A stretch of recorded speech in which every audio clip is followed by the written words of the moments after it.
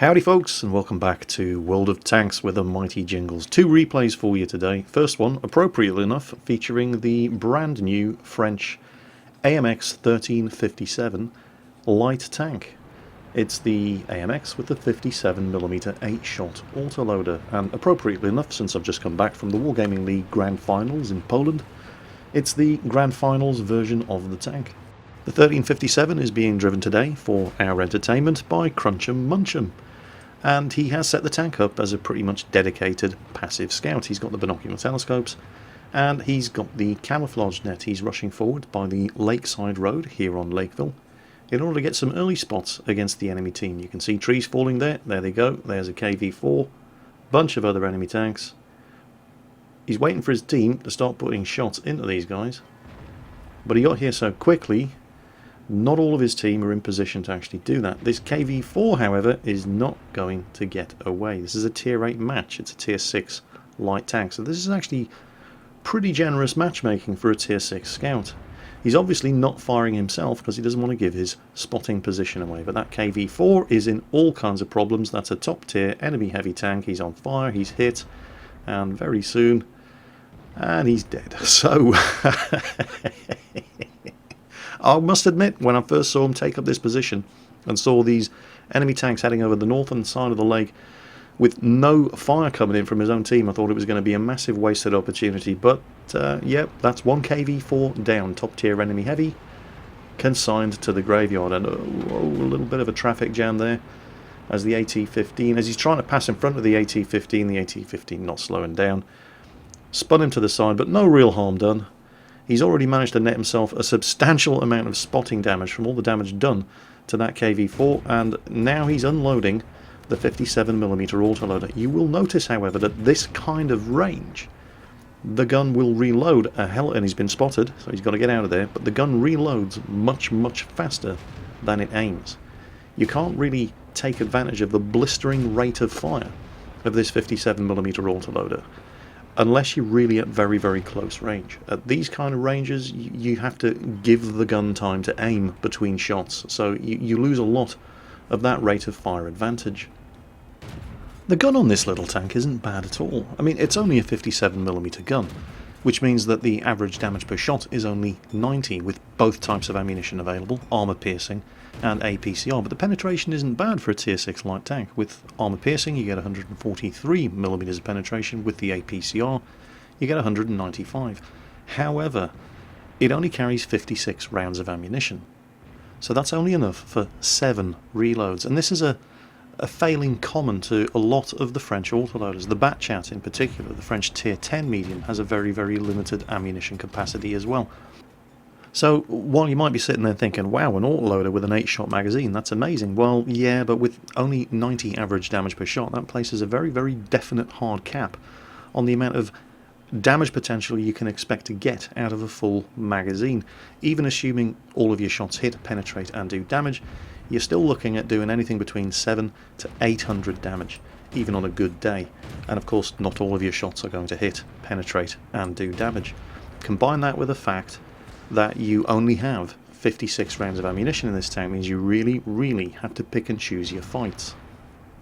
You really don't want to be going up against, well, a full health anything that you're likely to face in an AMX 1357 without some kind of backup and support from the rest of your team. You can do very well in this little tank, but you're not going to be carrying any games alone in it due to the hard cap on the amount of damage that you're actually capable of doing with this 56 round ammo capacity and 90 damage per shot 57mm gun. You do need at least somebody else on your team to be capable of finding their own arse in the dark without the aid of a map, a flashlight and written instructions. And luckily for Crunch'em Munch'em, there are a couple of other players on his team who do actually know what they're doing. As you can see, he's blazed through that ammunition, and whoa, he new 9.7 physics in play. He very nearly flipped the tank there. He almost flips it again in a moment in his rush to not cross into the cap circle here, and therefore alerting, there it goes, therefore alerting these enemy tanks that they're about to receive some rough and uninvited butt sex. And oh, there's more than just the Tiger there, there's the Aufklärungs Panzer Panther as well. So he starts unloading into this guy, and yep, there he goes. Now he's moved a little bit too far forward here, not expecting there to be more than just the Tiger up here. He does take 2 return shots, but it serves its purpose. The Aufklärungspanzer Panzer Panther, and yes, try saying that 3 times quickly when you're drunk, turned his gun around, and that gave his team the opportunity that they were waiting for. The Tiger is just not interested, and he's able to unload with complete impunity into the back of this Tiger's turret, and bang, there he's gone. Now, there's another one of the new tanks that was introduced in patch 9.7. It's the T-54 prototype, which just looks like a T-44 to me. I don't really know an awful lot about it. But you'll notice that now this section of the ground at the back of the valley on Lakeville counts as swampy terrain. It doesn't look like it, but it is. But you'll notice how the tank struggles to move on that kind of terrain. So we're just waiting for him to finish casually unloading his magazine into the side of the turret of that T-54 prototype, and this is what I'm talking about here. On swampy terrain like this, the suspension of the AMX 1357 doesn't really seem to be very good. It's taken him an awful long time to get back up to, you know, light scout tank levels of manoeuvrability. However, he's finally managed to get onto decent ground, and he's got 3 shots remaining, and not an awful lot left after that, and come on, wait for it, wait for it, wait for it, close in, bang, bang. Oh, you didn't get him, but he's dead anyway. Now, have a look at his ammunition. He's only got 3 rounds of armor piercing and 1 round of APCR. 4 shots remaining. That's how quickly you can run out of ammunition in this little thing. The only thing left on the enemy team is a T-28 prototype. I mean, they've won this game. It's just a question of what he's going to do. Is he going to join the cap, or is he going to go for it and try to put some... He's going to go for it. And why not? And there's 1, and there's 2, and there's 3. He's scored 1 damaging hit. He now only has 1 round of ammunition left. And here's the problem when you mix and match your ammunition loads with autoloader tanks. It takes just as long to load 1 round as it does to load the entire magazine. He's got 1 round of APCR left. He's figured, screw it, I'm going to go for it. But it looks like, yeah, the Jagdtiger 88 took him out. So, crunch and munch him in the AMX 1357 on Lakeville. Taking a look at his results screen, that's a lot of money. That's 121,000 credits. And, well, okay, yeah, it's a premium tank. Premium tanks earn more money. But it's not a Tier 8 premium, it's only a Tier 6 premium. Tier 8 premiums are where you earn the big bucks. But he also earned nearly 3,000 experience from that match. Okay, that's double for the first win of the day, but we're looking at 1,600 base experience. Where the hell did all that experience come from? Just how much damage did he actually do in this match? Let's take a look at the next screen. Okay, 3,200 damage done. That's pretty impressive for a tank that only does 90 damage per shot. But at the same time, he's got double the experience of the AT-15 who was with him in that shooting gallery on the Lakeside Road. And he only did 400 damage more than the AT-15. So where did all the rest of the credits and experience come from?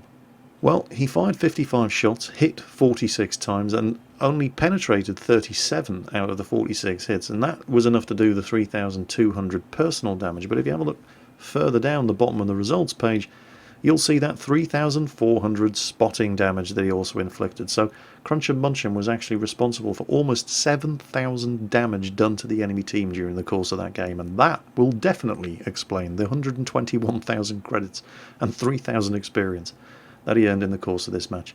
Also, don't forget, he got a Confederate out of this. There were only 5 tanks on the enemy team that he didn't put a shot into.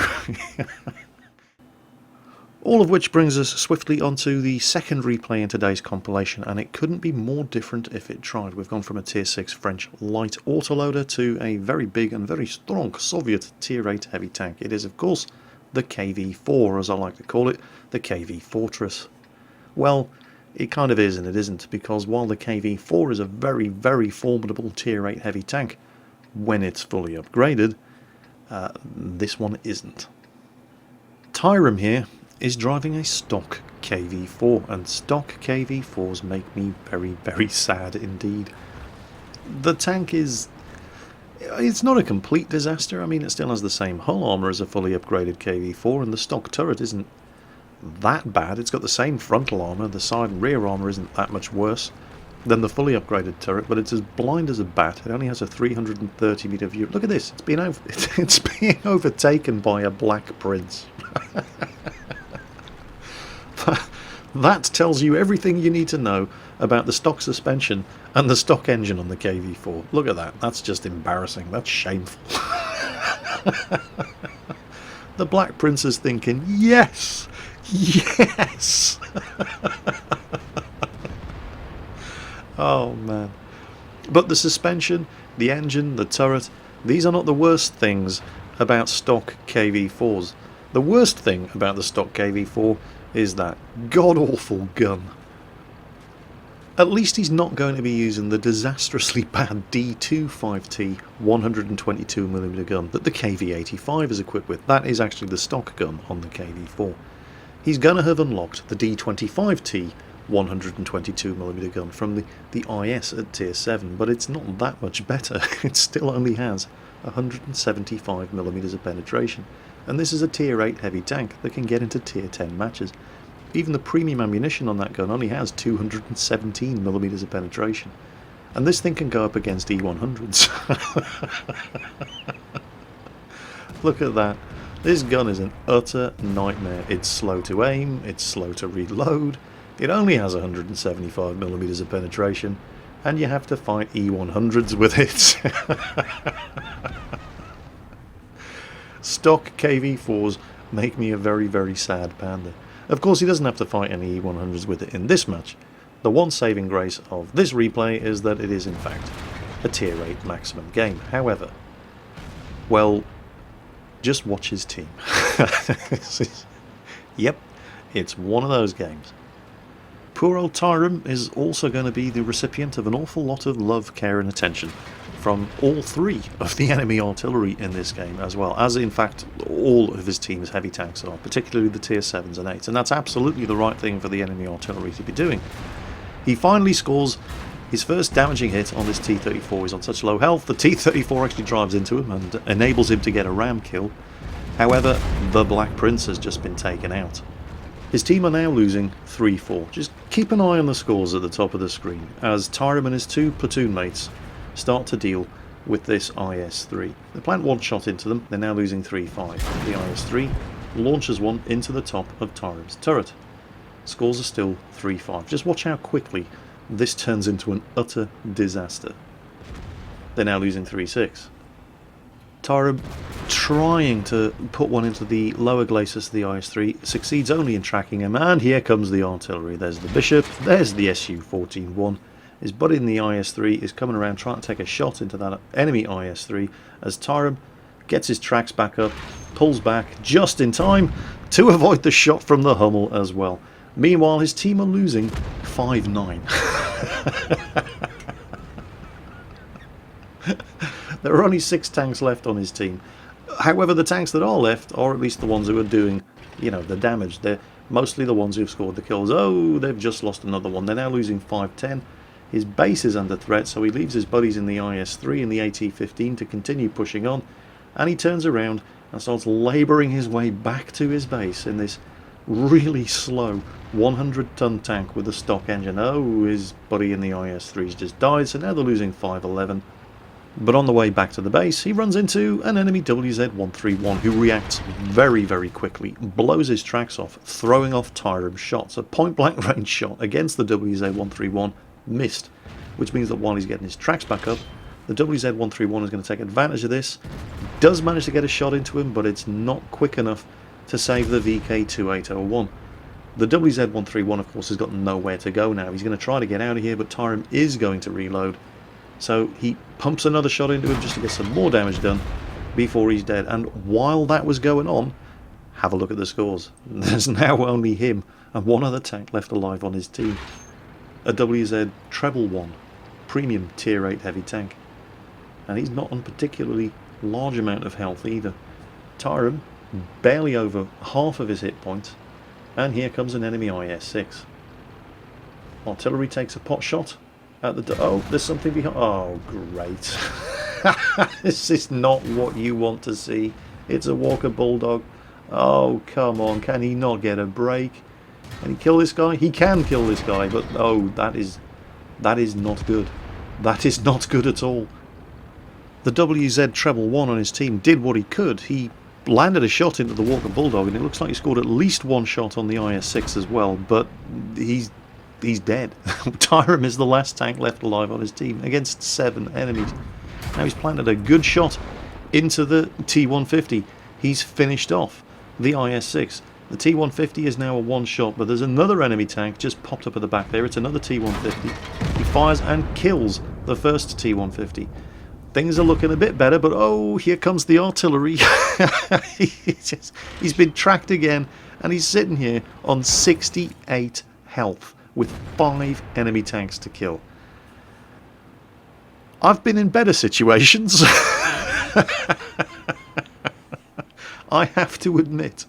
He's angling up against this T-150, and while he might be a stock KV-4, he still obviously has the same frontal turret armour and the same all-round hull armour as a fully upgraded KV-4, and KV-4s are a very, very tough nut to crack from the front. So he's weathering the fire from this T-150, but the T-150 isn't the problem. The enemy artillery is the problem. And so Tyram, this thing is not very quick going backwards, but he doesn't have very far to go. He's getting himself into this. It's practically tailor-made, this little dead end here, tailor-made for keeping him sheltered from artillery. And you can see the dead WZ111 driver in chat there certainly agrees. Nice place. Yeah, it certainly is. In fact, it's probably the best place on the map he could possibly be when there are 3 enemy artillery still in play. This T-150 is not feeling very confident. And you can see that Tyram is also not feeling particularly confident. You can obviously see where the T-150 is, but where's that T-44? Okay, T-150 taken care of. Where's the T-44? What are you going to do in this kind of situation? Are you going to try to cap? It's risky. It's dangerous as all hell, because this is a stock KV-4. It's got the stock engine, it's got the stock suspension, it's not a fast machine. So if he heads for the enemy cap and gets to within a couple of hundred meters and then sees his own cap counter going off, he's lost, because there's no way he's going to get back in time. And you can see him equivocating about it. He just doesn't know which way to go or what to... Oh, it's the Hummel. Oh, that was a close one. Oh, well, he's got to chase him down now and pray that he doesn't get hit by either of the other 2 artillery. And he's not that quick, but he's got to be faster than a Hummel reversing up a hill. Yes, he's got him. And get back, get into cover from artillery. Actually, artillery aren't shooting at him. I mean, they would have by now, if they could. And it's easy for me to sit here pointing this out with hindsight. I mean, I've had time to watch the replay a couple of times. Tyram, obviously, at the time, paranoid about getting hit by artillery, paranoid about getting lit up by that T-44 for artillery, paranoid about getting shot in his big, fat, strong Russian ass by that T-44. And just obviously can't make his mind up which way to go. I mean, he's sitting there on 68 health. There's still 2 artillery and a T-44 for him to deal with. You can't really blame him for not really knowing what to do. Once again, if he goes for the enemy cap and runs right into the Su-14-1 or the Bishop, they can just shotgun him at point-blank range. And he's as blind as a bat with his 330-meter view range, and you know what artillery's camera rating is like. So it's dangerous. Plus, he could be within 2 meters of the enemy cap circle, and they start capping his base, and he's lost. He's never going to pull that back. So he plays safe. He tucks back up in his little hidey hole here, and he starts scanning both directions, looking for the remaining enemy tanks. Now, the fact that neither of the other 2 artillery fired on him when the Hummel spotted him should tell you that the only reason they didn't fire was because they couldn't fire. And if they couldn't fire, that means they are no longer up by the enemy cap. And if they're no longer up by the enemy cap, where are they going? Well, they're heading for his cap, aren't they? And once again, you know, it's easy for me to sit here pointing this out from the safety of commenting on somebody else's replay, but at the time, Tyram must have been sweating bullets. And oh, there it is. He's being capped. Well, it turns out that actually hiding in this little spot, wondering what to do next, was the best thing that he could have done. Because if he'd gone for the enemy cap, this would have been game over. He would have never made it back in time. I mean, look at the speed he's doing in this thing. Yeah, you saw the Black Prince overtaking him earlier. But he does have a chance of getting back to the base and resetting this cap. It's 1 against 3. 2 of them are artillery. And there's plenty of concealment available in this little village outlying the friendly cap. Not quite sure how many of them are in there. Judging by the rate the cap count is going up, it seems like there's only one there. XVM is confirmed. Oh, there it is. There's the Bishop. And there's the SU-14-1. Who's he going to go for? He misses. No. Oh, no. The Bishop. Oh, unbelievable. The Bishop hits him, and all it does is blow his tracks off. He goes for the... You've got to be kidding me. He hits the SU-14-1. Obviously went for the SU-14-1 because the Bishop had just fired. He hits him with a 122mm gun, and all he does is blow his tracks off. You've got to be kidding. The Bishop fires again and misses. Come on, Tyrant. Come on. Take your time. Make sure it's aimed. That's the shot. That's the shot we wanted to see. You're still in this game. You've still got a fighting chance. But that's why this gun is an absolute nightmare on the KV-4. I mean, 4 shots at 2 artillery. 2 of them hit, and he's only killed 1 of them. And all the KV-4 drivers out there who've ground their way from stock to fully upgraded KV-4 are all sitting there nodding their heads and going, yep, I feel your pain, brother. So, where's the T-44? That's what we want to know. Of course, the SU-14-1 is the more pressing problem. Where did that sneaky little bugger go? He's got to be... He can't have gone far. It's an SU-14-1. There it is! Don't miss. Yes! Got him. Now, you can look at the map there and see that the T-44 was last spotted just a couple of 100 metres away from where Tyrem is now. So why isn't he here yet? And look at this, even the enemy team are congratulating him on his performance. And the enemy team also seem to be saying that the T-44 driver is AFK at J4.